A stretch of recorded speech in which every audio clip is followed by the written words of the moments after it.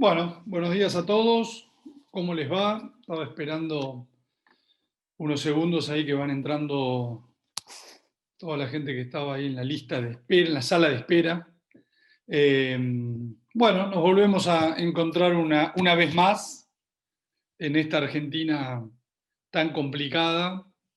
Eh, Vamos a hacer un poco lo mismo que la otra vez, que la última charla, tratar de hilvanar el contexto global y vincularlo a lo doméstico, porque tal vez uno está queriendo aferrarse a algo, como una especie de ancla que nos permita atarnos a alguna variable que nos traiga al menos algo de esperanza.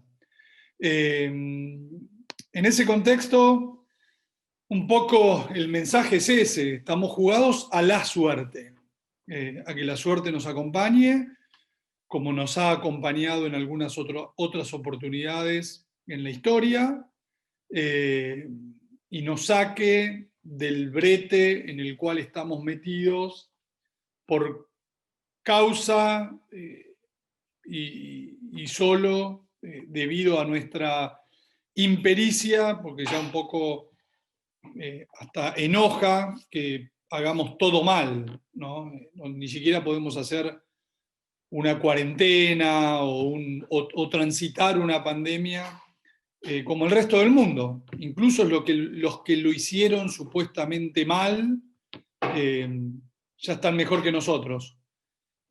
Así que vamos a comenzar refrescando siempre este gráfico que tiene que ver mucho con la historia de la Argentina, que son los ciclos del dólar a nivel mundial. ¿Por qué? Porque la Argentina, cada uno de estos ciclos negativos nos fue realmente muy mal, y en los ciclos positivos, que es cuando el dólar se devalúa, no sé si nos ha ido bien, en términos relativos siempre nos va mal, pero es cuando al menos estamos un poco mejor.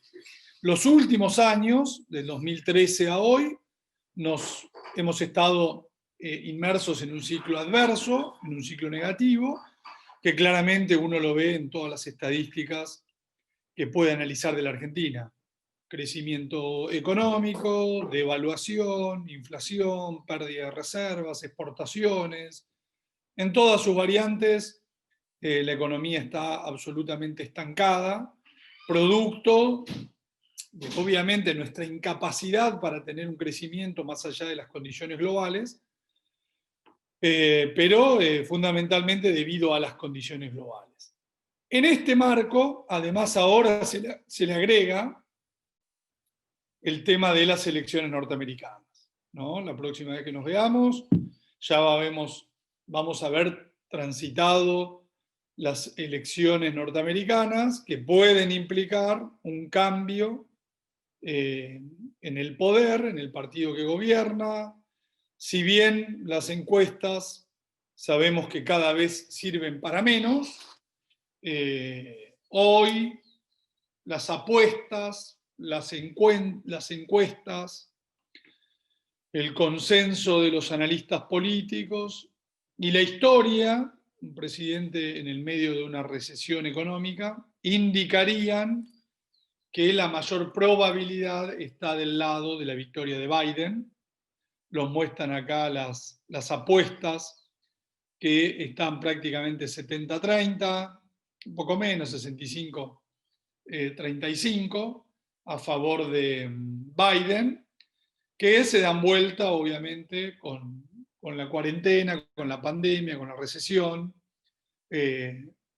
Empieza, y están hablando, hoy hay un debate, de que en los últimos días Trump estuvo mejorando algo, y bueno, y allá tenemos la incertidumbre de cuánta gente va a votar, cuánta gente votó por correo. Ese factor es el complicado. Probablemente Biden gane en cantidad de votos, pero ustedes saben que todo esto se define en 6, 8 estados, Michigan, Carolina del Norte, Florida, Ohio, Wisconsin, que son los que, en definitiva, como el ganador se lleva a todos los congresistas, terminan siendo los decisivos. Acá también es muy, muy importante lo que pueda suceder en el Senado.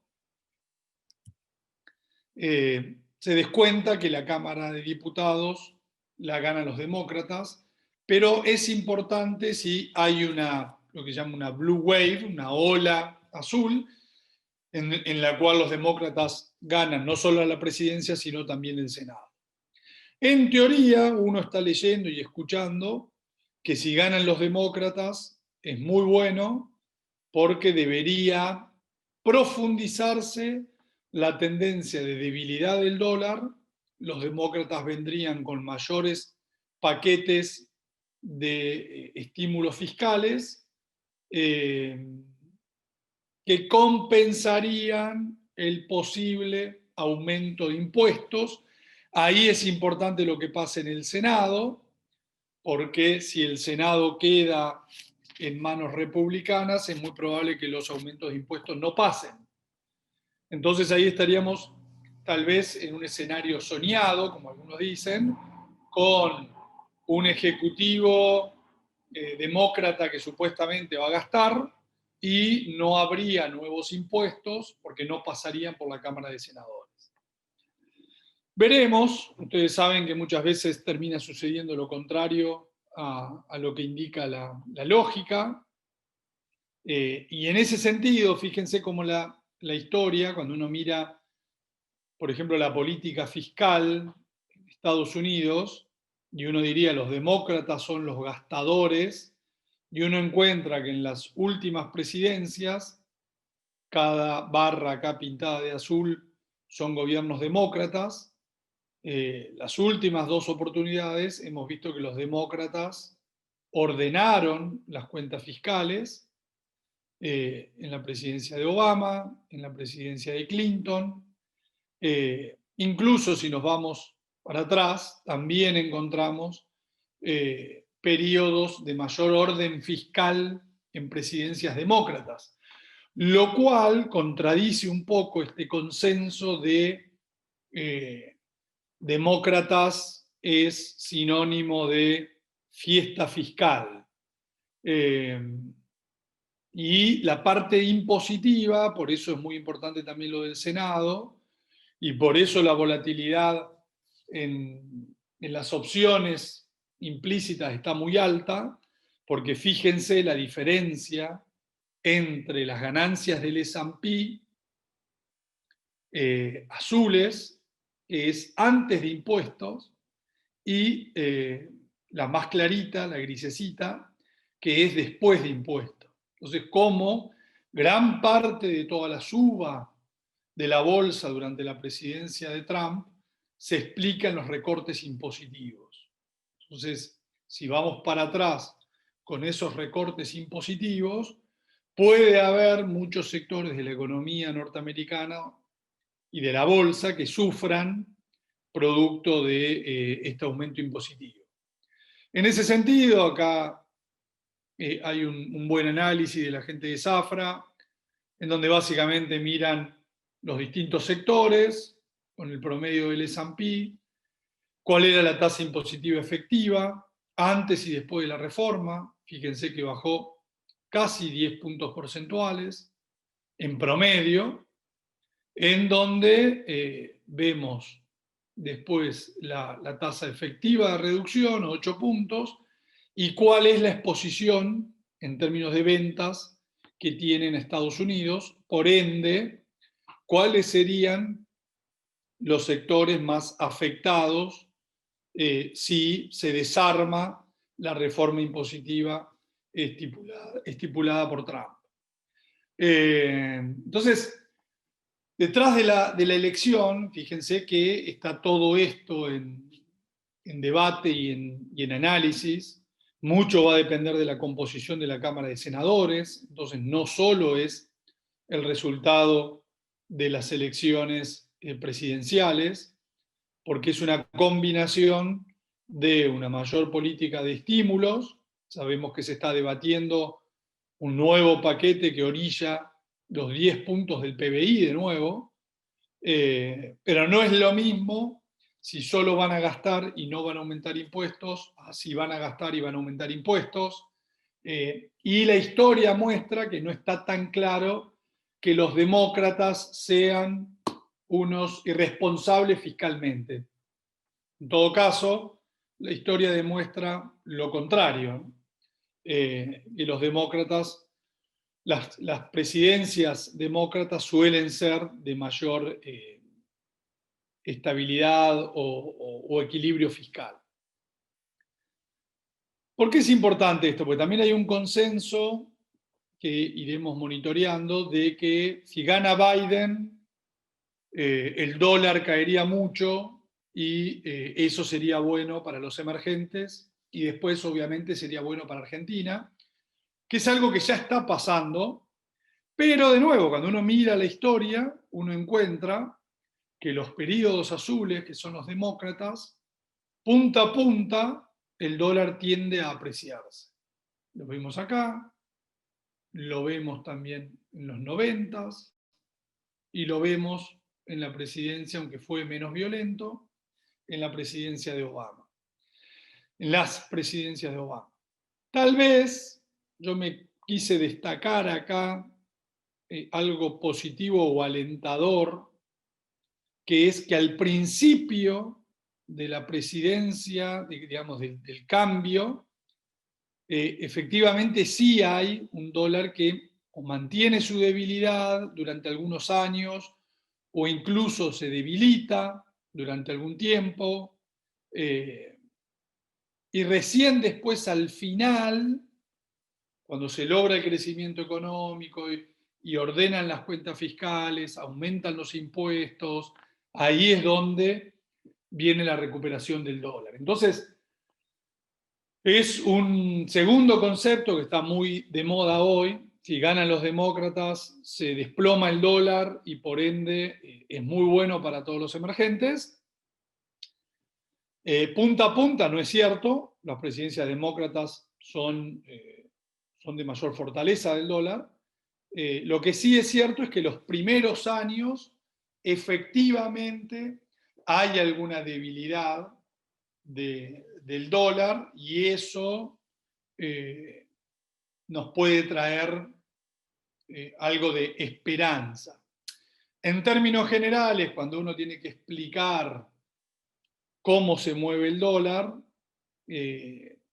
uno encuentra una relación que tiene mucho sentido macroeconómico, que tiene que ver con la exportación, entre comillas, o importación de dólares que hace Estados Unidos. Cuando Estados Unidos es muy deficitario en sus dos frentes, o sea, en su frente fiscal y en su frente comercial, de alguna manera está emitiendo y exportando dólares. Esos dólares fluyen al resto del mundo, empiezan a sobrar dólares, el dólar baja de precio, es inflacionario, es reactivante, y son típicamente esos buenos momentos que países como Argentina suelen disfrutar. Entonces, ¿qué es lo que estamos viendo? Y sobre todo, acá faltaría porque esto es más estructural, ¿no? La crisis del coronavirus. Si uno pone los paquetes fiscales recientes, vemos que esta línea roja se fue casi a los mínimos de la década pasada. Entonces, hablaría de un dólar que debería debilitarse muy fuerte si continúan estos estímulos que en definitiva provocan un mayor déficit fiscal y un sostenimiento del consumo en Estados Unidos que implica un incremento de las importaciones que te lleva a un desequilibrio comercial y por ende te vas a los déficits gemelos, que cuando Estados Unidos tiene esos dos flancos débiles, típicamente implica un dólar más debilitado. Así que ese me parece que es un dato muy importante que muchos países emergentes están mirando o esperando que acontezca. Es decir, que sucedan las elecciones, ver cómo queda perfilado el Ejecutivo norteamericano, cómo queda perfilado el Senado norteamericano, y de esa manera hacia qué tipo de políticas van. Si van a una política en una combinación casi perfecta de mayor gasto público y no aumento de impuestos, entonces deberíamos ir a un esquema de un dólar, por lo menos inicialmente, hasta que Estados Unidos logre salir de esta catástrofe económica, social y sanitaria, a un dólar más débil. Y ese dólar más débil, en definitiva, es un poco lo que estamos viendo desde finales de mayo, cuando el índice dólar, el DXY, valía 100, y se cayó a niveles de 92, 93, y ahora está oscilando por ahí. Hemos visto una primera reacción negativa del dólar, que por ahora no cosechamos los países emergentes, o podría decir no cosechamos fundamentalmente los países latinoamericanos y africanos. Asia sí ya está empezando a cosechar este mejor contexto desde mayo. Australia, Canadá también. Uno puede decir que son los típicos productores de commodities que tienen también un ciclo positivo. Todo eso lo charlamos ¿se acuerdan? En la presentación del mes pasado, cómo en definitiva el dólar australiano se devalúa 50% entre el 2013 y el mínimo valor que tuvo el dólar australiano en el pico de la pandemia. Entonces son países que, por más que son países desarrollados, que estructuralmente crecen, son países que también van muy vinculados a este ciclo económico global. Así que en el corto plazo estamos viendo algo de agua que viene para nuestro molino. Todavía no lo empezamos a cosechar, con estas excepciones, como le digo, Asia y los países desarrollados productores de commodities. Entonces, cuando uno mira el mismo índice, el DXY, pero más largo, y acá marqué o puse un recuadro en los momentos en los cuales el dólar se cae a nivel global, y fíjense que son momentos en los cuales a Argentina le va bien, ¿no? La primera presidencia de Menem, y después uno trastabilla. Obviamente, cuando el dólar empieza a ir para arriba, arrancamos con la crisis mexicana, la crisis rusa, la crisis asiática, la crisis brasileña, y reventamos nosotros. Después fíjense las casualidades de la vida, todo lo que fue desde el 2003 en adelante, el gran periodo que yo llamo de los líderes latinoamericanos, más suerte no pueden haber tenido, y la desgracia que comienza para algunos en el 2011, para otros en el 2013, de un dólar más fuerte, que obviamente nos empieza a ir peor. Al principio los países tienen resto, cuando ya te vas quedando sin resto, terminás colapsando en lo que yo llamo las 5D: depresión, default, devaluación, desorden político, desorden inflacionario. En los 80, al final del ciclo anterior, que acá no lo puse, se dieron las 5Ds. En el 2001 se dieron 4Ds, porque la quinta la evitamos una hiperinflación, que de nuevo todo el mundo pronosticaba. Recuerden que el dólar valía 4, y el consenso de los economistas era que el dólar se iba a 12 y los futuros cotizaban a 8.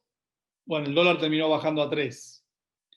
Pero eso no sucedió ni por la magia de los afortunados ministros de Economía de aquella época, o de los presidentes del Banco Central. Sucedió por este milagro de un tremendo colapso del dólar que llevó a una suba muy rápida de la soja, un cambio absoluto en los términos comerciales argentinos, un superávit comercial muy grande, acumulación de reservas, etcétera, etcétera, etcétera. Bueno, ahora vamos por 3 de las 5D, vamos por depresión, devaluación, default, y nos faltan 2 de esas 5Ds que van a aparecer o no van a aparecer fundamentalmente con el contexto. Si de nuevo, como empezamos a evidenciar desde mayo, vemos una caída del dólar a nivel mundial, entonces vamos a zafar como zafamos en el 2003, que no fue ni más ni menos que un acto de casualidad y de suerte, no fue mérito nuestro.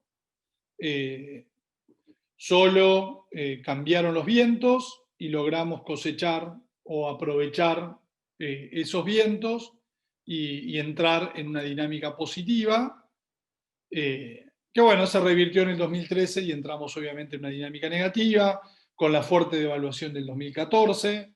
¿Se acuerdan la devaluación de Kicillof? Es este movimiento del dólar, el colapso de la soja, etcétera, etcétera. El renminbi chino, de nuevo, me focalizo en el corto plazo, valía 7,20, cayó, bueno, ahora está operando en 6,67, se aprecia el renminbi. Fíjense que a nosotros nos va bien cuando el renminbi se aprecia y nos va mal cuando el renminbi se devalúa. Ya lo charlamos en la charla anterior, hasta el mismo Macri arrancó mal en el 2016, con el DXY para arriba, el renminbi devaluándose, tuvo su elección intermedia positiva y la mejora del 2017, con el DXY para abajo y el renminbi apreciándose, y todo se dio vuelta en el primer trimestre del 2018, que de nuevo le echan la culpa a Marcos Peña, y en realidad no tuvo que ver Marcos Peña, sino que fue un cambio de nuevo del contexto global, cambiaron los flujos, cambiaron los portafolios, Argentina estaba muy debilitada, y obviamente pasamos por el parabrisas. Bueno, empieza a haber un cambio, nos cambia la suerte, por ahora no es suficiente, pero estamos todos expectantes a la elección norteamericana para ver si esto se confirma. Si esto se confirma, entonces uno podría pensar que, como mostraba ese gráfico, los twin deficits norteamericanos se profundizan, el dólar profundiza su caída, se aprecia, se sigue apreciando el renminbi, y ¿en qué nos pega eso? En la soja. Básicamente, si uno va y mira todos los gráficos que estuvimos mirando, 2003, sube la soja ¿hasta cuándo? Y hasta el 2011, 2013, 2014 es esto. Este colapso es exactamente igual a, al colapso o cuando empieza a devaluar China. Entonces ahí es donde colapsa la soja, acá es donde tiene que devaluar Kicillof. Y bueno, y acá, digamos, empezamos a ver la luz de esperanza, de ilusión, casi de un rezo, de una plegaria, porque estamos jugados a la suerte. No tenemos otra. Acá la única posibilidad que tenemos es la de que nos lluevan más dólares, producto de que la soja, que valía 300, se aproxima a 400, y por ahí para cuando cosechemos valga 440, y eso implica un 30, un 40% más de dólares. Estamos hablando de 8.000 millones de dólares más que le entran a la Argentina, en un país que se quedó sin dólares. Claramente es lo único que te puede sacar de una situación como la actual. No te va a sacar ninguna, ni el decálogo de principios del Ministerio de la Producción, ni una ley de la construcción, ni reducir el parking de 15 a 3 días, ni un acuerdo con el FMI que te comprometa a no sé qué, no sé cuánto, no sé cómo. Acá lo que te faltan son dólares, en una economía que es incapaz de producir dólares. El único sector que produce esos dólares es el campo, y la Argentina tiene pocos dólares, o un de la Rúa, digamos, que la soja le baja de 300 a 150, o un Dualde que le sube, fíjense lo que fue el cambio de expectativas en el 2003, le sube de 150 a 400, después baja a 200 y después confirma en un cambio absoluto de precios relativos que hizo que nos lluevan dólares del cielo. Entonces, acá estamos jugados a esto, que se empezó a mover para arriba porque el renminbi se empezó a apreciar y porque el índice del dólar empezó a bajar. Todo esto atado a, fíjense, ¿no? Uno está expectante de qué es lo que va a decir el presidente, el ministro de Economía, el presidente del Banco Central, y en realidad estamos jugados a factores mucho más globales y ajenos a nosotros.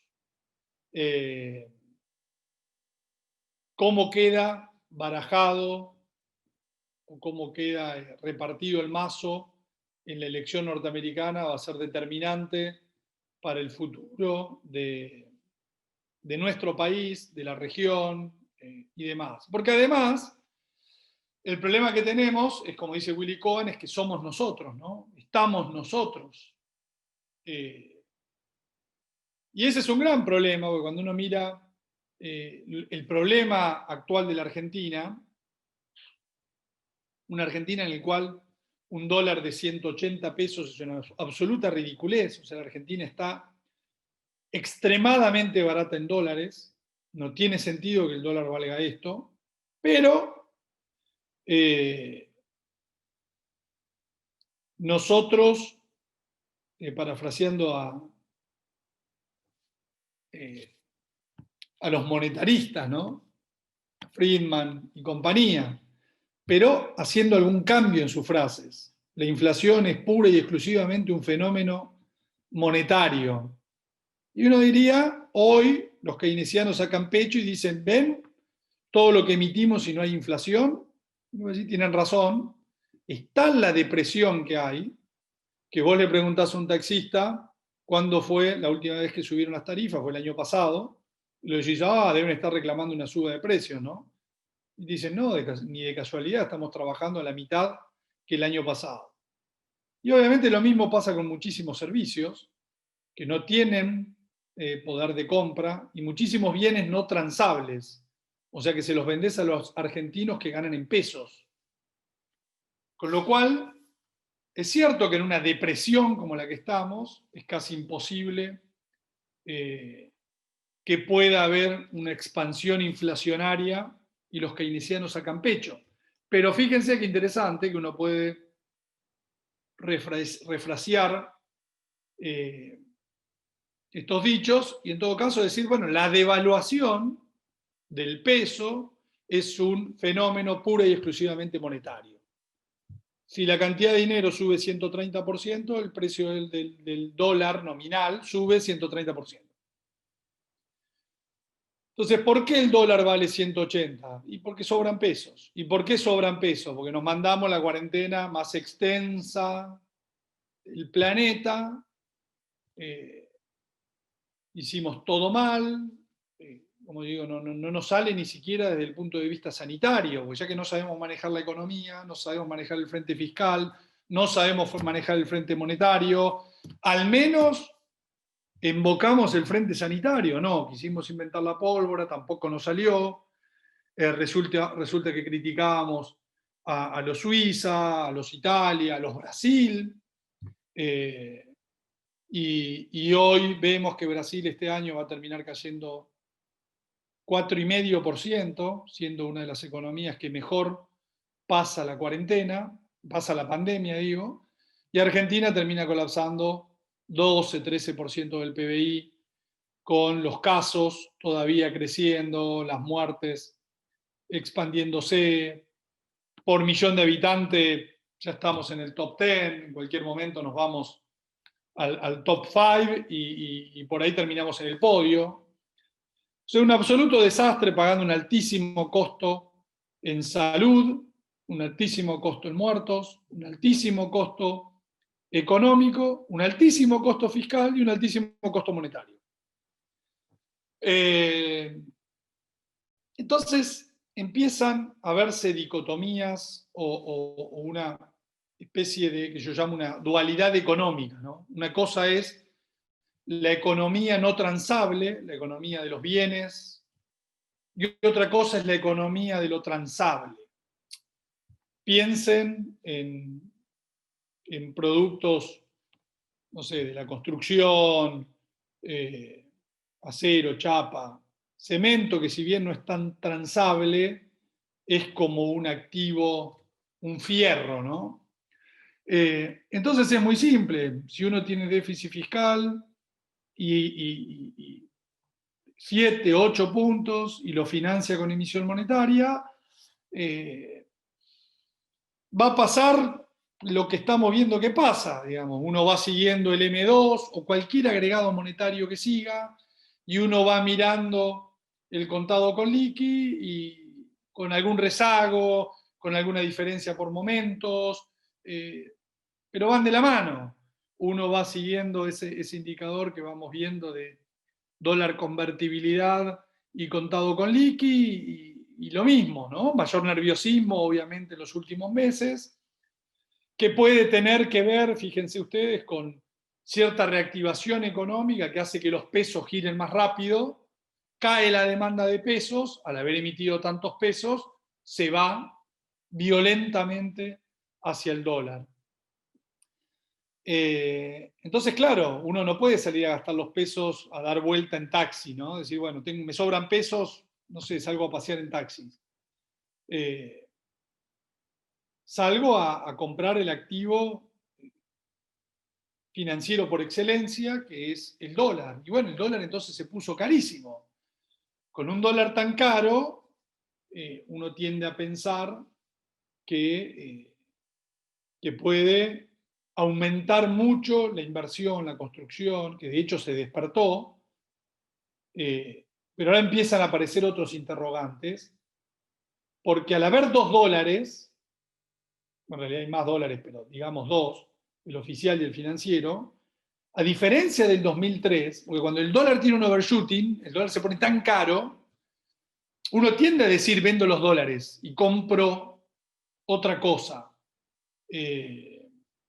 Ahora, cuando uno va a comprar esa cosa y deja de haber esa cosa, porque uno va a ir a comprar bienes mayormente transables, ¿no? Importados o bienes que se exportan, o bienes que tienden a seguir al precio del dólar. Entonces, como pasó en el 2003, cuando el dólar hizo su overshooting y se eliminó el riesgo de una hiperinflación porque cambiaron los números macroeconómicos gracias a la suba de la soja,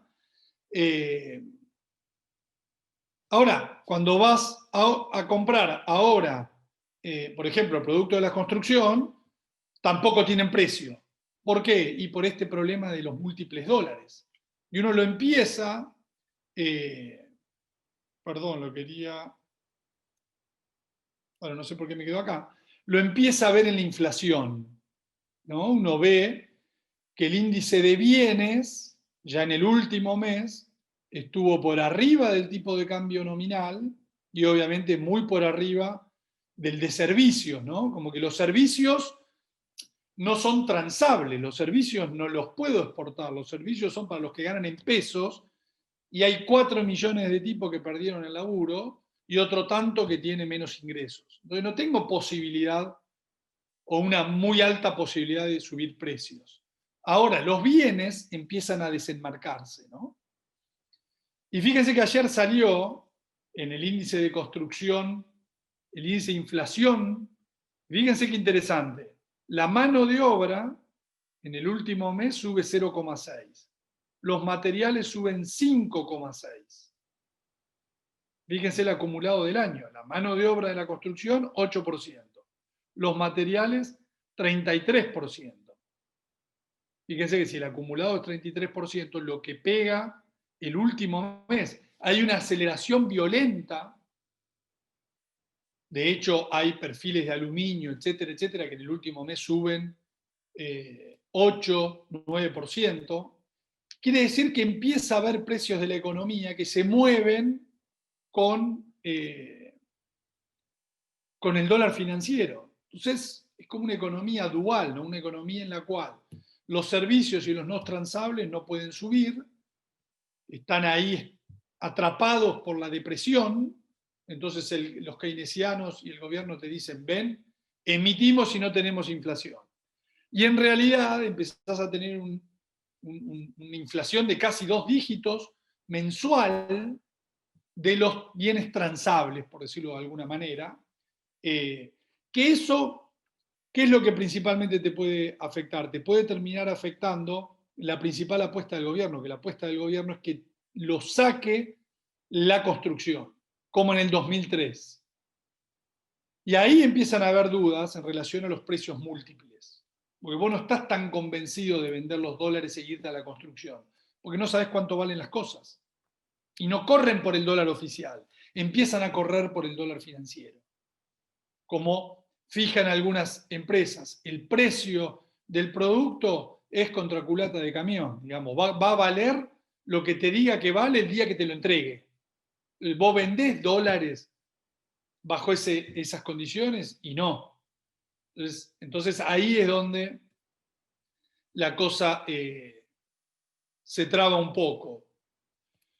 Cuando uno mira las expectativas o qué es lo que está preciando el mercado, ¿no? La brecha, que es la línea roja, que sube fuertemente, y nosotros podemos calcular, por ejemplo, con el bono con Pan American Energy, que tiene 2 bonos, uno en dólares y un dólar link, para que esos bonos se equiparen en inversión, ¿cuánto debería ser la brecha el año que viene para que las dos alternativas rindan lo mismo? Y uno ve que el mercado está preciando un 100% de brecha para dentro de un año, ¿no? O sea, un poquito menos que la brecha de hoy, pero una economía todavía muy desordenada, con alta brecha, lo cual evidentemente no es bueno para anclar expectativas e iniciar un proceso positivo, ¿no? de crecimiento, etcétera, etcétera. Lo que les decía, el dólar, caro pero el mejor, como decía la propaganda de Grundig, el valor del dólar es del mismo que cuando tuvo el overshooting allá por la crisis de 2001 y 2002. Claramente estamos hablando de un precio de un dólar extremadamente caro, que la única manera de que se convalide este valor es que tengamos una pseudo hiper a la vuelta de la esquina, e incluso el mercado, cuando uno mira diferenciales en las curvas, digamos, pricea una apreciación, pero no una apreciación violenta como la que erróneamente priceaba, por ejemplo, hace unas semanas, cuando los bonos que ajustan por ser rendían tan poco. Pero fíjense que cuando tomamos distinto riesgo de default, esto es una tecnicalidad, seguimos priceando que el contado con liqui queda en niveles realmente muy elevados. El resto de los productos financieros, ¿qué es lo que pricean? Más allá de lo que uno cree o no cree, digamos, hoy el mercado te dice algo. Como tenemos bonos a tasa fija, a tasa variable, a tasa SER, a devaluación y bonos también hard dólar, uno puede despejar algunas variables. El mercado está esperando una devaluación del 56%, que las tasas suban un poco al 40, 43%, que la inflación, producto de esta combinación por ahí de una inflación alta de algunas cosas y baja de otras, termine dando un promedio razonable. Y si uno toma, este es un ejercicio que en realidad hicimos, suponiendo cuánto rinde un bono del gobierno a un año, que no hay, un bono hard dólar, ¿no? Porque el bono más corto que tiene el gobierno es al 2029. Claramente da distinto que el análisis de PAE, Y ahí uno, que en este caso da menos, da una brecha del 72, quiere decir que por ahí lo que estamos subestimando es cuánto rendiría el bono en dólares de corto plazo. Pero bueno, es interesante ver cómo hay expectativas muy negativas en términos de más devaluación, más tasa, más inflación.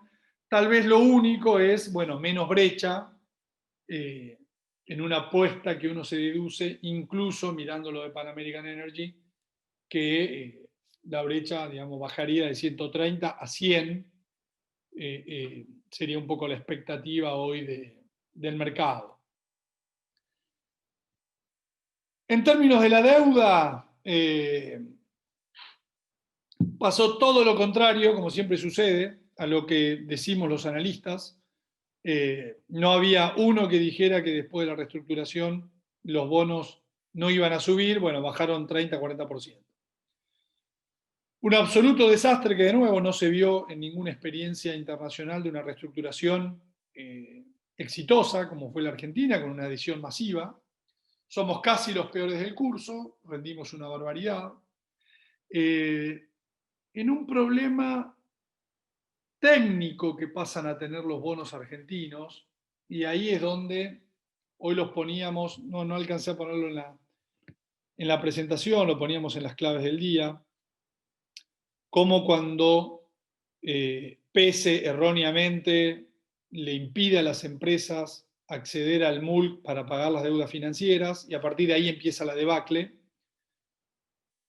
que después se profundiza en estos últimos 2 días por este efecto porta 12, pero bueno, eso yo creo que puede ser más coyuntural, lo otro sí fue más estructural, que cuando uno habla con actores de otras partes del mundo, denota 2 características, o una característica que es la misma, expresada de 2 lados distintos del mostrador, que es cuando vos haces una reestructuración tan positiva, en la cual no vas a pagar cupones de la deuda durante muchos años, y eso es muy bueno desde el punto de vista macroeconómico, es muy malo desde el punto de vista del mercado, porque los bonos argentinos son todos como los bonos pares, no tienen cupones. Entonces, ¿quién le pone el pecho en una baja cuando típicamente los compradores aparecen con cálculos del tipo: los bonos valen $40, pero pagan $5, no sé, en marzo del año que viene? El current yield. Vos pasás a tener un current yield muy alto, un retorno corriente muy alto. El cupón que vos vas devengando o ya devengaste en relación al precio actual. Y eso hace que aparezca una demanda genuina, porque si bien las finanzas es el valor del dinero en el tiempo, a todos nos gusta hacer clean caja y cobrar el cuponcito en cash. Al final todos somos como nuestros abuelos. Al no tener ese cupón corriente, no tenés esos compradores oportunísticos que te ponen un piso.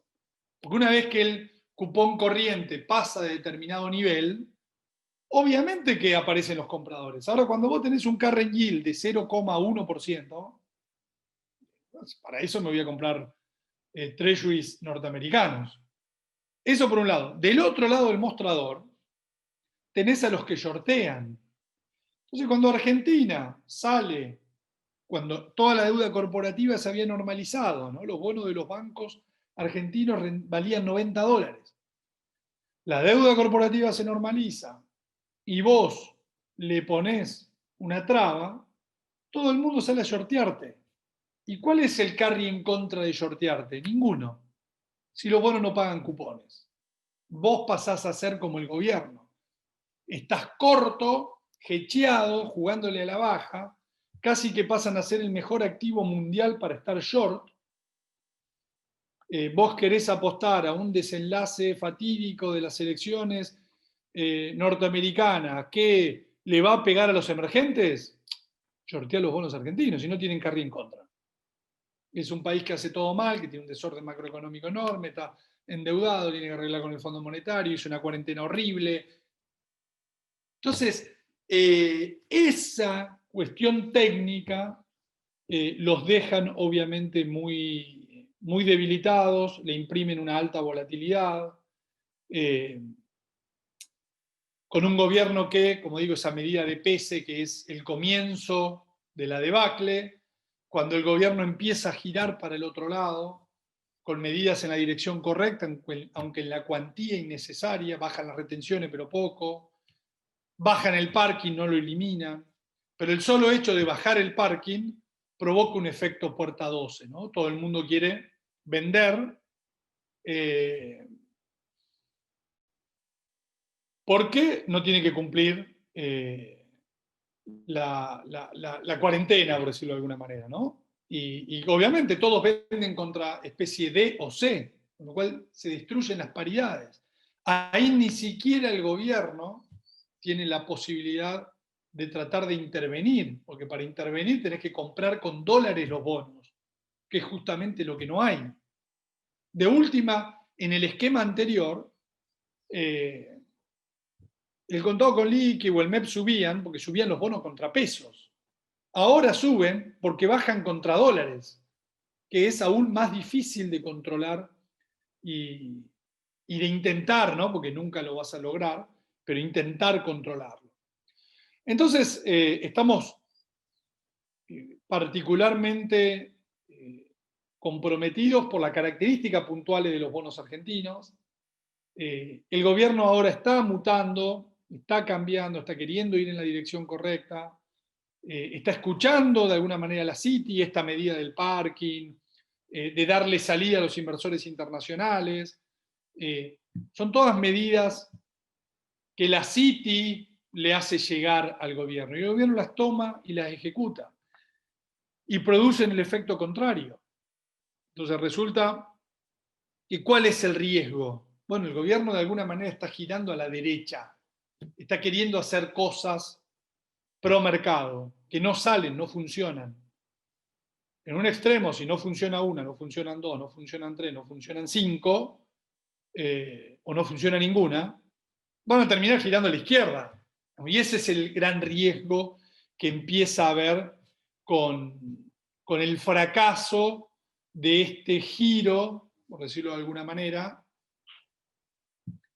hacia algo más de racionalidad. Tarde, mal, en una cuantía insuficiente, estoy de acuerdo, pero para mí el mayor riesgo es ese. El de que si vos probás por el lado de la mayor racionalidad y no funciona, bueno, ojo que pueden terminar yendo para el otro lado. Entonces, siempre las cosas pueden estar peor desde esa óptica. Los activos financieros tienen priceado, como digo, no tienen ningún atractivo de corto plazo, funcionan más como si fuese una acción o incluso una opción.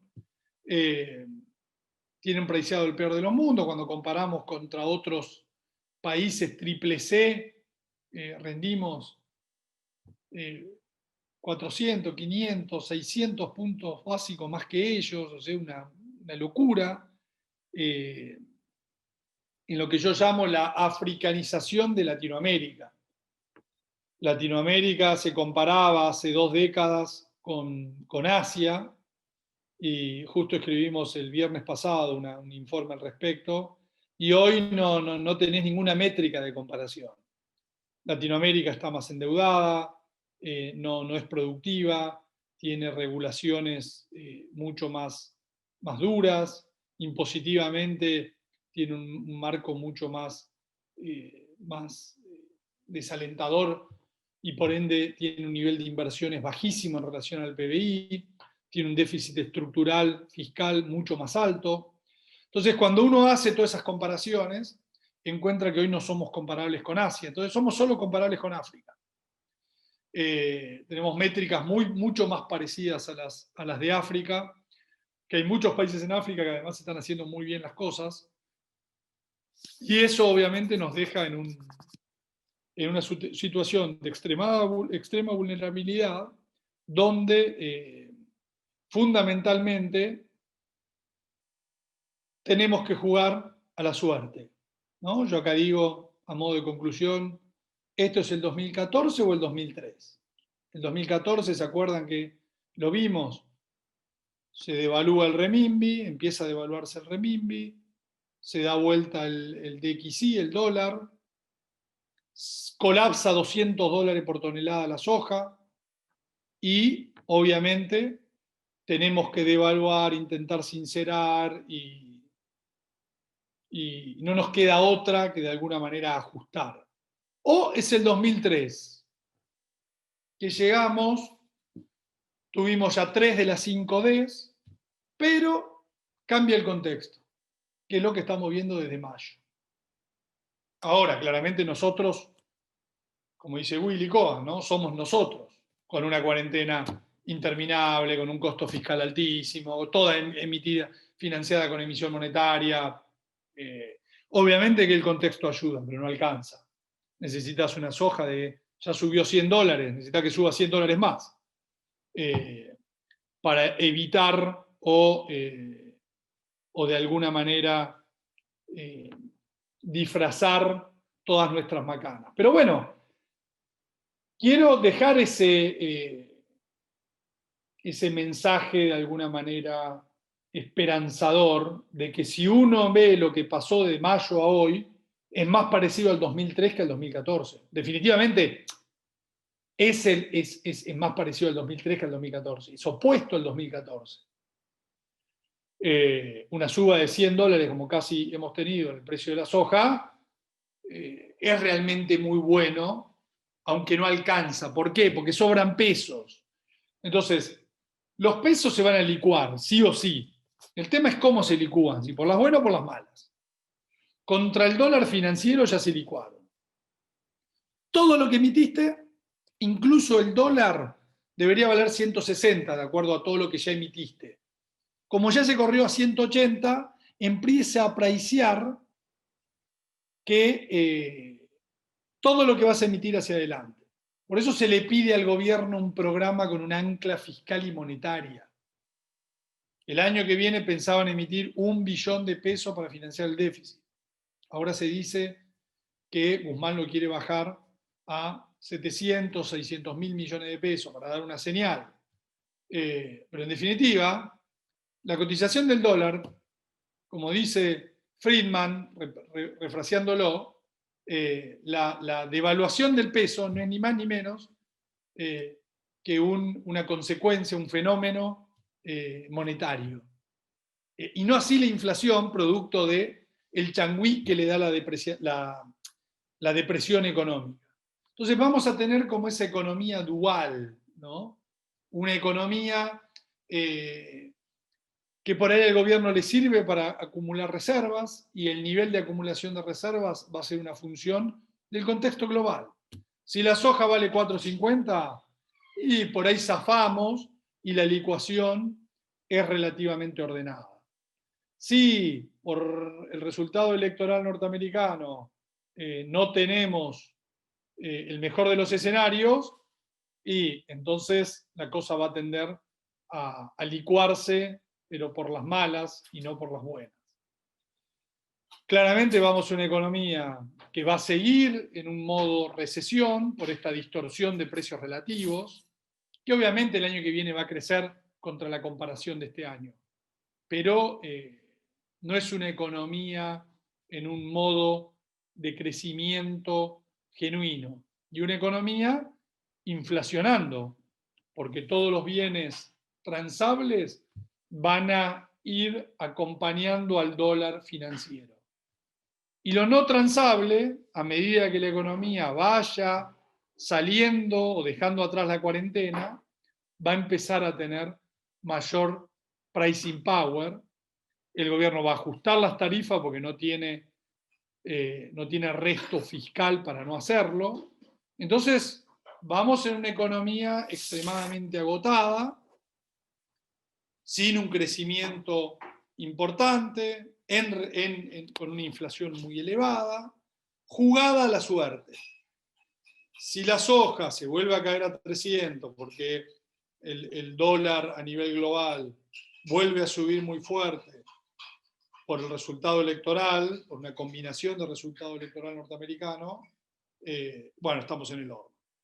Sí, todo lo contrario, sigue bajando el dólar, sigue subiendo la soja, y para la próxima cosecha tenemos 450, un precio de 450 por tonelada, bueno, el gobierno va a llegar con la lengua afuera en una economía dual, con todo lo doméstico destruido, pero sin pricing power, y todo lo que son fierros, transables, yendo por otro carril. ¿Es posible persistir en el tiempo así? No. Pero bueno, el gobierno se va a jugar a tratar de converger con una devaluación del oficial y un amesetamiento o una caída en términos reales del dólar financiero, que está carísimo, digamos, que todos sabemos que está carísimo, y eso va a pasar, al igual que pasó en el 2003, 2005, sí y solo si el contexto global nos acompaña. Si el contexto global no nos acompaña, la cosa se va a poner mucho más compleja. Por eso yo sigo mirando mucho más al mundo que mirando nuestro ombligo, porque, y el 2003, 2005 lo recuerdo muy bien, porque yo en esa época construí, vendí dólares a futuro y sufrí las proyecciones, ¿no? El consenso de ese momento. Yo me acuerdo que había vendido Indol, en ese momento no se operaba Rofex, se operaba el Indol, donde la garantía había que ir y ponerla en dólar billete, que había vendido a 8, total yo necesitaba pesos para construir la casa, pero obviamente cuando el consenso no me dejaba dormir, porque el consenso era que el dólar se iba a 12, a 15 y la Argentina se metía en una hiperinflación.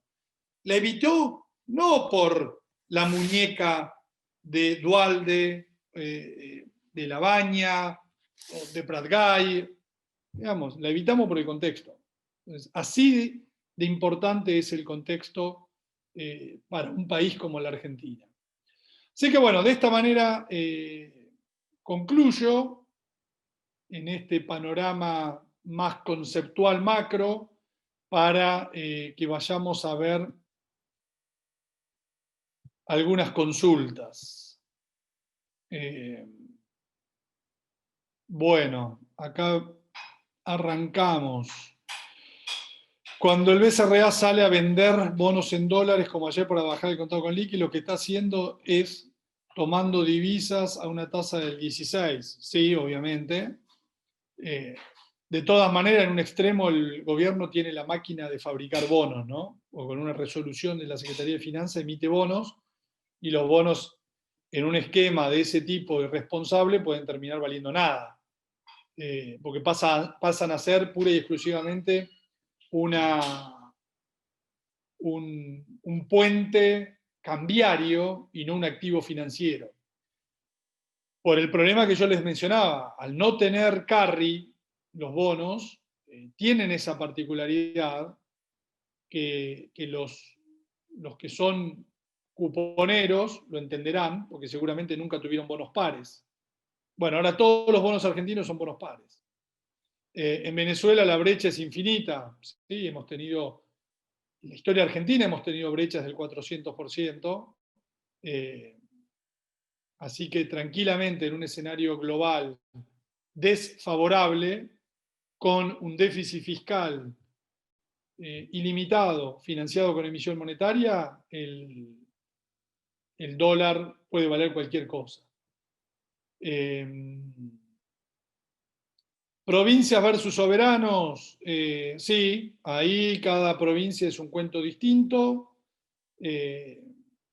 Tenemos las que están reestructurando y no logran mayores avances, tipo Buenos Aires, las que están reestructurando, mejorando la propuesta, acomodándola, tipo Neuquén, y los Cava, Córdoba, bueno, que siguen pagando y bueno, y esa, digamos, es alguna diferenciación. Lo mismo ocurre con las empresas, ¿no? El nodio es un giro a la derecha. No, bueno, yo me estoy refiriendo pura y exclusivamente a las medidas económicas y por eso digo derecha entre comillas, ¿no? Una cosa son las medidas que tomó PESE anteriormente versus el intento actual, que no es lo que uno quiere, no es lo que uno piensa, no es lo que uno desearía, pero bueno, yo no estoy acá para decir lo que yo pensaría o lo que yo haría, ¿no? Creo que empezaron a escuchar un poco al mercado, a tratar de hacer alguna cosa parecida a lo que le dicen o le susurran, les murmuran. Bueno, si no funciona lo más racional, por decirlo de alguna manera, para no llamar derecha, algo más racional, más, bueno, pueden terminar yendo para el otro lado, ¿no? Hacia lo más irracional. En definitiva, no hay dólares, bueno, los dólares están en los silobolsas, ponen una Junta Nacional de Granos y van para el otro lado, digamos, no para intentar estimular con algunos anzuelos insuficientes, mezquinos, todos los adjetivos que le quieran poner. Pero bueno, intentan estimular la liquidación, no es que van a expropiar los silobolsas, ¿no? Si esto es el 89 o no es el 89, claramente va a depender mucho del contexto. Va a depender mucho del contexto. El 89 es producto del contexto. Y el 90-95 es producto del contexto. Y el 2003-2010 es producto del contexto. Siempre es producto del contexto. Con lo cual, en definitiva, el problema de la Argentina es cuando tiene un contexto positivo que no lo logra aprovechar para hacer las reformas suficientes y poder competir con Asia. Nos estamos quedando afuera del mundo, todo Latinoamérica. Chile es el único que había zafado y ahora quieren volver a latinoamericanizarse. Así que esperemos que voten bien la reforma constitucional. Brasil, después de haber tocado piso, está queriendo hacer las reformas que hizo Chile para pasar a ser un tigre asiático. Recién están muy en las reformas iniciales y le falta mucho camino por recorrer. Argentina claramente ni siquiera está intentando hacer alguna reforma para ser un tigre asiático, con lo cual, si vamos o no a un desenlace tipo 89, va a depender mucho del contexto global, muchísimo del contexto global. Como recuerdo, para no ir tan viejo en el tiempo, en el 2002 el consenso era que Argentina se iba a una hiper. No nos fuimos a una hiper gracias al contexto. Entonces, lo mismo, por eso pongo el foco en lo global, porque lo global es lo que nos ha condicionado históricamente. Después, acá hay muchos comentarios de Jorge, obviamente que es un país que no puede competir contra nadie, con este nivel de impuestos, de valores, de libertad, de seguridad. Pero bueno, eso no lo vamos a resolver en esta charla, ¿no? No entiendo por qué querés que suba la soja. No, no es que yo quiero que suba la soja. A ver, como argentino y por lo que implicaría un contexto negativo y volver a tener un episodio de descontrol inflacionario en un país que ya tiene 50% de pobres, sería realmente complejo desde el punto de vista social. Entiendo la pregunta, para que de una buena vez por todas, si no sube las hojas, sufrimos la consecuencia, el gobierno paga el costo y a ver si, como está pasando en Brasil tal vez, empezamos a hacer las cosas de verdad y en serio. Un contexto de ese tipo me preocupa la seguridad, me preocupa la convivencia social, ¿no? Me parece que ahí estamos bastante más complicados que, por ejemplo, a finales de los 80, ¿no? Arrancamos desde un nivel de pobreza e indigencia mucho más alto que obviamente complica las cosas. Equity de Argentina, un poco lo que charlamos la vez pasada, el equity de Argentina, los fierros. Y si uno mira los fierros, son los que han andado bien. Los Loma, los Aluar, los Ternium. Incluso a lo máximo que me ha animado es a algo de fierro petrolero, tipo Pampa o Vista, que obviamente no ayuda el petróleo a nivel mundial. Pero por ahora eso, como siempre digo, los bancos son como el Estado, ¿no? Están sujetos a la normativa estatal y por ende van y vienen con la norma estatal. Con lo cual, cuánto va a ganar o perder un banco depende de una comunicación del Banco Central. Así que en ese sentido, a los precios y evaluaciones que tienen hoy, prefiero 10 veces más un banco brasileño o un banco peruano a un banco argentino. Si voy a jugar porque me sobran pesos, creo que el dólar está muy caro y quiero aplicar pesos a otra cosa, bueno, aplicarlo a los fierros, que son un poco los que mencionaba anteriormente. ¿Cómo posicionarse de cara a las elecciones? Muy difícil. No leo, la verdad, los informes de los gurúes, los Goldman, los JP Morgan, los Morgan Stanley, los BlackRock, Blackstone, y lo que te dicen es wait and see. Muchos, obviamente, posicionados, pero con algunos puts comprados, por las dudas se venga todo para abajo. Sabemos que la bolsa norteamericana está muy alta. El impacto potencial, por ejemplo, de las regulaciones hacia el sector tecnológico. Entonces, casi como que compartiría esa sugerencia que muchos dan de entrar con riesgo neutral, ¿no?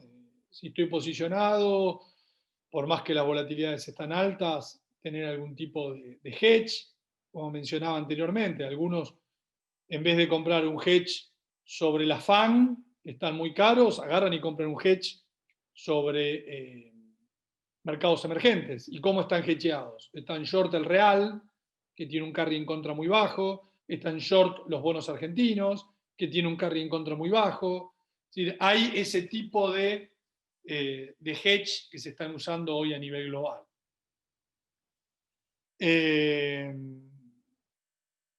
Tenemos un contexto doméstico de terror, sí.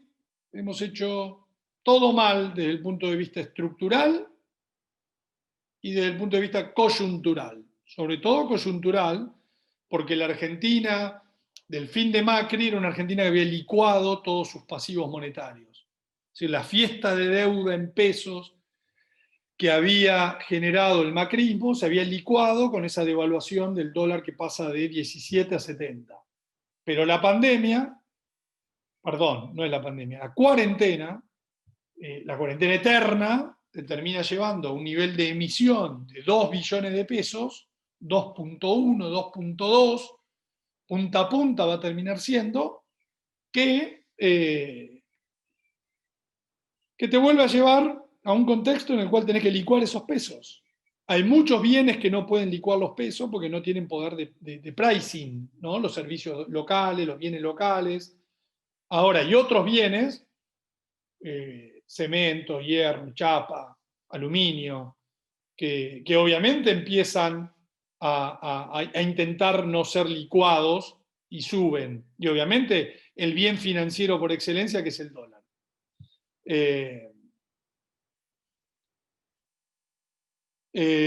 No te olvides de la sequía y el año de la niña. Sí, ya lo mencionamos en la charla pasada. Uno es que empezó a llover, eso es bueno. Dos, es que no es el tema de la niña, no es tanto la foto, sino la película. Y si bien estábamos en septiembre con un 75% de probabilidad de la niña, o sea, estábamos en la niña, en octubre ya baja a 70%, y la proyección de los modelos del ENSO marcan una abrupta caída del efecto de la niña para los meses claves de la Argentina o de la soja, que básicamente son de diciembre a febrero. Así que, obviamente, por eso hablo de la suerte, necesitas precio y cantidad. Macri en el 2018 sufrió la caída del precio y una sequía. O sea que en un contexto global adverso y sin cantidades, te pasa lo que le pasó a Macri. El dólar pasó de 17 a 70. Así que ahí tenés un claro ejemplo que va totalmente en contra al ejemplo del 2003, ¿no? Y fue todo lo contrario. Bueno, yo diría los bonos SER, que bueno, veníamos mencionando que los bonos SER estaban carísimos, empiezan a estas tasas a tener algún tipo de atractivo en términos de lo que pricean, ¿no? En definitiva, uno va mirando los bonos SER para ver qué tipo de apreciación real tenés metida, apreciación del tipo de cambio real, tenés metida en los valores. Estos niveles de tasas empiezan a ser más razonables. Sin un contexto global que te ayude, vas a un caos de la deuda en pesos también. Entonces, no es que solo es un problema del dólar o de los bonos en dólares. En un extremo, si no tenés un contexto que te favorezca, vas a terminar como en el 89. Entonces, no es que solamente afecta al dólar o a los bonos en dólares. Puede potencialmente terminar afectando a todos. Casi que en un extremo, hoy vos tenés en las opciones la elección de elijo un bono hard dólar con una muy baja paridad, pero un muy alto precio de dólar. O elijo un bono dólar link con una muy alta paridad y un muy bajo precio del dólar.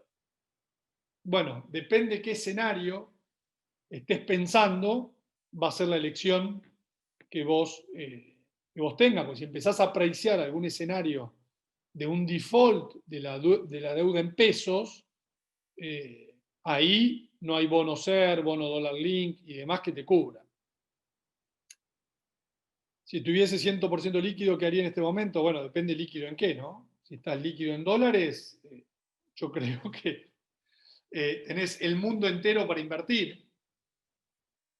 Si estás líquido en pesos, yo creo que dado cómo se está moviendo el mundo, porque hay un dato concreto, más allá de lo que yo desee, ¿no? Yo quiero que la soja baja para que aprendamos la lección, no importa lo que yo quiera. La soja está subiendo, yo no estoy describiendo algo que quiero. La soja está subiendo porque el dólar está bajando, porque el renminbi está apreciándose. Bueno, empieza a soplar un vientito a favor.